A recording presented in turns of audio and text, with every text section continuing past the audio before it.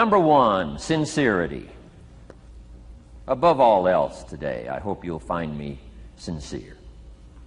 Best place for people to start to communicate is sincerity on both sides.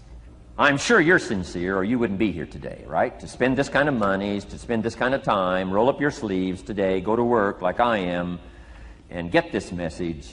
You've got to be sincere. So I assume you're sincere. Now I want you to see me sincere.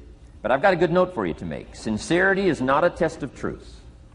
Important note to make. Sincerity is not a test of truth. We must not make the mistake of saying he must be right, he's so sincere. That would be a mistake. And here's why. It's possible to be sincerely wrong. So we don't mistake sincerity for truth. Right? Sincerity is only a test of sincerity. Truth has to yet be tested by truth. Okay? But hopefully you will find me sincere and truthful. Next, a combination of things I hope you'll find here today. Ideas plus inspiration. Ideas plus inspiration. Ideas, business ideas and social ideas and personal ideas. We all need ideas. Right? How to have a good day ideas, how to have a good year ideas, how to have your best year ever ideas, good health ideas, personal relationship ideas, how to deal with your family ideas, sales management ideas, financial freedom for the future ideas. We all need good ideas. So today I hope you gather up by notes and by what you can remember a lot of ideas. I want to share as many with you as I possibly can in the time constraints we have. Today is going to go very rapidly. I used to think a day like this was a long day. Found out it's a pretty short day. But I'm going to go as fast as I can, share with you as many ideas as I possibly can. And here's why. Ideas can be life-changing. Ideas can be life-changing. And sometimes all you need is just one more in a series of good ideas. It's like dialing the numbers into the lock. Right? You got 5 or 6 numbers dialed into the lock. The lock still won't come open, but you don't need 5 or 6 more numbers. Maybe you just need one more, and maybe a seminar like this could do it. A sermon could do it. The lyrics from a song could do it. The dialogue from a movie could do it. Conversation with a friend might do it. That one last piece you need, number. Dial it into the lock. That's it. The lock comes open. There's the door for you to walk through. And maybe this seminar today could furnish that for you. One more idea. I know you've come with a lot already. Sometimes we get the impression, I used to have that I only had this much going for me and I needed this much. Usually not true. And I'm sure not true of this audience, where I find you today, as well dressed as you look today. You know, as fine as you are sitting here today. It isn't that, you've got this much going for you and you need this much. I would assume you've got this much going for you, and maybe all you need is just a few more thoughts, ideas, to furnish you some ways and means to turn your life into the dream you want it to be. So, ideas. The seminar is going to be loaded with ideas. I want you to take good notes. But here's what else I hope you'll find here today, and that is inspiration. And who knows the mystery of inspiration? Why some people are inspired and some are not? You were inspired to get here. Some were not. Who knows the mystery of that? I don't know. How come you made it? The rest of them didn't make it. We don't know what that mystery is. Some people turned it down. Some people said it costs too much. Some people said it's going to take too much time. Some people are too busy. Right? A lot of different excuses why some are inspired to take advantage of something that comes to town. Others pass it up. We don't know the mystery to that. Here's what I call it. Mysteries of the mind. And I just leave it at that. Some things I don't try to figure out. I take the simple approach now. Right? Some people do and some people don't. I mean, that's about as profound as my philosophy is. Some buy and some don't buy. Some go for it and some don't. Some change and some don't. And if you've been around for a while, you can usually work out the numbers, right? Out of 10, 3 do, 7 don't. Whatever business you're involved in, pretty soon you got this ratio going.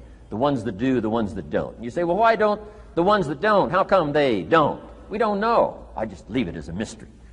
I used to try to understand all that. I just take the simple approach now. The guy says, this happens to me, this goes wrong for me, and all this stuff goes wrong for me. How come all this stuff happens to me? I say, I don't know, it beats me. The best I've been able to figure out is those kind of things always happen to people like you. I mean, right? That's the best I got. I don't know. I'm an amateur on this stuff. What do I know? So, just take the simple approach, right? That's how it is. Who knows? Interesting story says the day the Christian church was started. Now, I'm an amateur on the Bible, but best account I can remember, the day the Christian church was started, a magnificent sermon was preached. Great presentation. And if you're a student at all of good communication, it was one of the classic presentations of all times. The sermon, the first day the Christian church was started. And it said this sermon, this presentation was given to a multitude, meaning a lot of people. But it was interesting, as the account gives us, the record, it says, when the sermon was finished, there was a variety of reaction to the same sermon. Isn't that fascinating? I find it fascinating. It said some that heard this presentation were perplexed.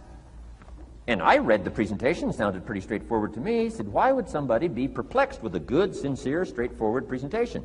Best answer I've got. They are the perplexed. I mean, what other explanation is there? It doesn't matter who's preaching. Right? It said some that heard this presentation mocked and laughed, made fun of the presentation. I thought, hey, this looks pretty sincere to me. If you give a sincere, honest presentation, why would somebody mock and laugh? Easy explanation. They are the mockers and the laughers. What else would you expect them to do? Right? I used to try to straighten all that out, say, well, they shouldn't do that. I don't do that anymore. I've got peace of mind now. I can sleep like a baby, not try to straighten all this stuff out.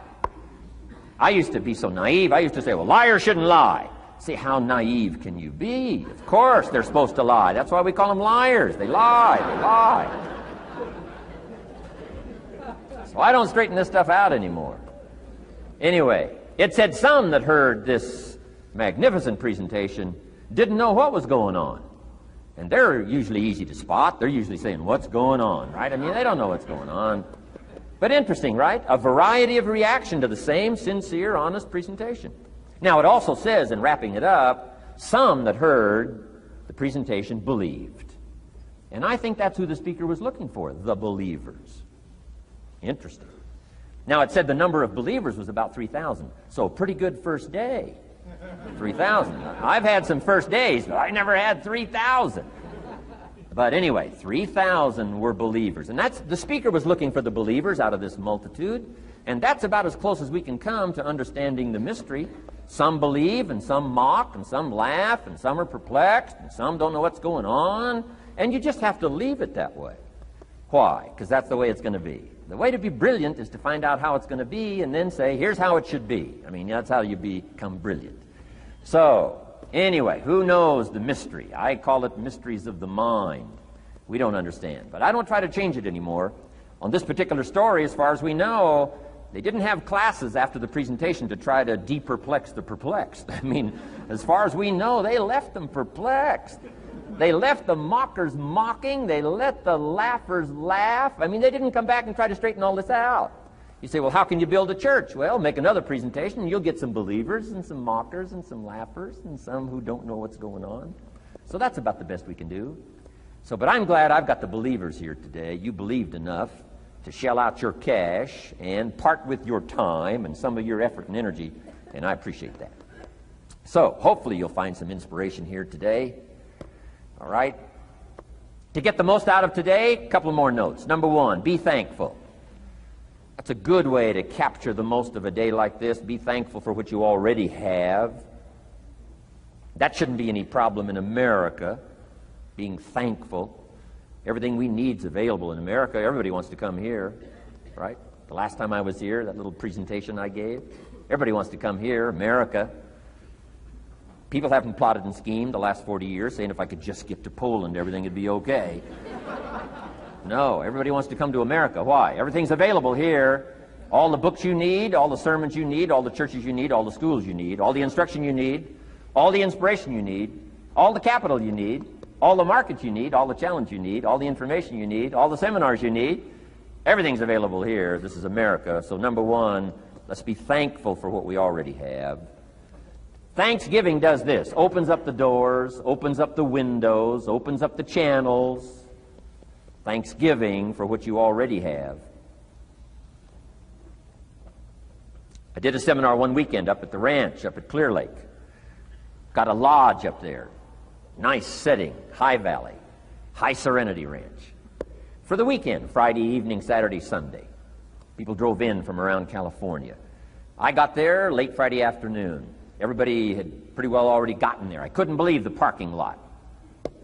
Continentals and Eldorados and Mercedes and Cadillacs and unbelievable. Ferrari, one Rolls Royce, unbelievable. I walked in, good-looking crowd about like this, sitting there ready for the weekend seminar. My opening remarks were, ladies and gentlemen, I think the rest of the world would find it strange that we have all come here this weekend to try to figure out how to do better. Right? I think the rest of the world would say, I don't understand. Guy in his Rolls Royce saying, I got to get to the seminar, find out how to get another one of these Rolls Royces. Unbelievable. Anyway, let's be thankful. Here's what locks up the doors and the channels to receive more: cynicism. That locks you away. That prevents you from learning more. Being a cynic about the past and the future, a cynic about the marketplace, cynical about the people, cynical about the institutions, cynical about the setup, cynical about yourself, cynical about your chances. See, that locks away all the chance for stuff to flow your way. So, good advice